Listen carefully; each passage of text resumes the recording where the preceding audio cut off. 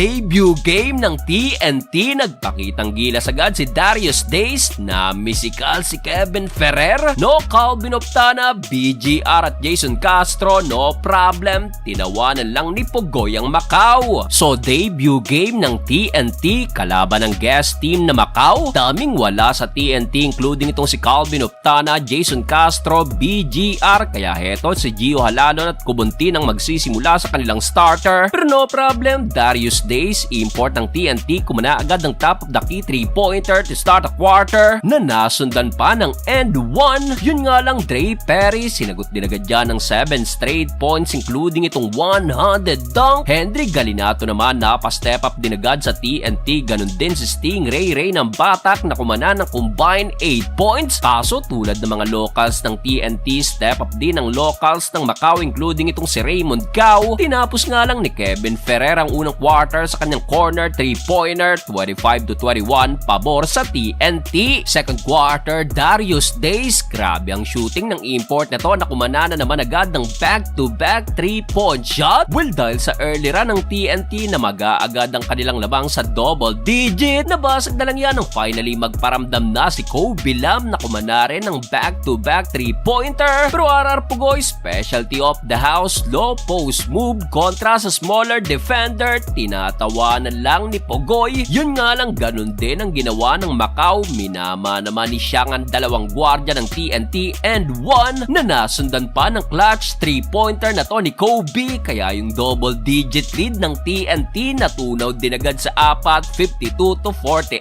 halftime. Start of the third quarter, Damian Chongqui to Dre Perry, alley-oop lay-up na sinagot naman ng tres na to ni Glenn Cobontin. Mainit sa labas ang TNT na nasundan pa ng another back-to-back 3-pointer mula kay RR Pugoy at Ray ng Batak. No Calvin Optana, no problem dahil dito muling namaga ang lamang ng TNT sa double digit. Kumana pa ng end 1 si Darius Days na meron ng 9 points. May 9 na puntos na rin so far si Kim Aurin as a local contributor sa TNT. Kaya naman natapos ang third period, tanga ng tropang 13-point lead, 80-67. Fourth and final quarter, hindi pa tapos si Darius Days, pubukol na naman ng mid-range jumper na sinagot din naman agad ng tip dunk na to ni Dre Perry. Pero still, kahit underman, kontrolado pa rin ng TNT na pa-take over pa si Ray ng Batak na meron ng 22 points. Hindi pa natapos dyan, pumasok pa itong end 1 ng Batak, hinagis na lang, pumasok pa. Pero dito sinubukan pang humabol ng Macau at yung double digit lead na ibaba pa yan sa single digit. Under a minute mark, pinisikal pa ni Kevin Ferrer si Chongqui, pinakain ng siko ni Ferrer. Last 25 seconds, on the run pa rin ang Macau at naibaba pa nila yan sa tatlo, 104-101. Last 4 seconds, another chance for Macau na ibaba pa rin nila yan sa dalawa,